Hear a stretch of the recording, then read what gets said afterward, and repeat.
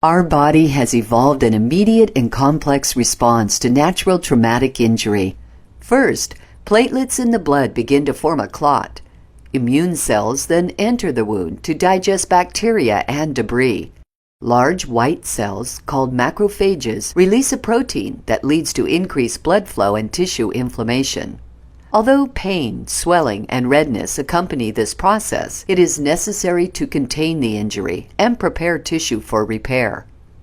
Surgery, however, is very different from traumatic injury. Incisions created in a surgical environment are precise and virtually free of bacteria and debris.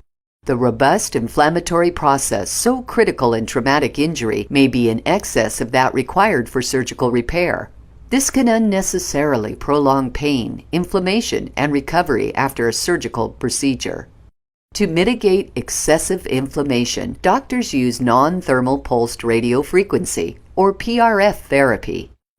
PRF devices are non-invasive and applied postoperatively.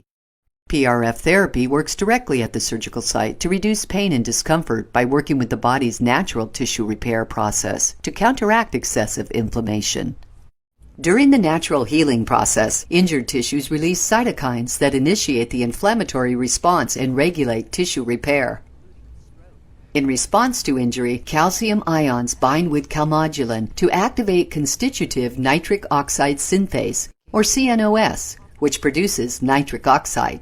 PRF therapy enhances natural calcium calmodulin binding, which results in more nitric oxide production that works broadly to subdue the inflammatory process and downregulate inflammatory cytokines. This serves to reduce the inflammatory response and accelerate surgical recovery. Nitric oxide is also associated with vasodilation, nucleotide synthesis, and growth factor production, key elements in the tissue repair process.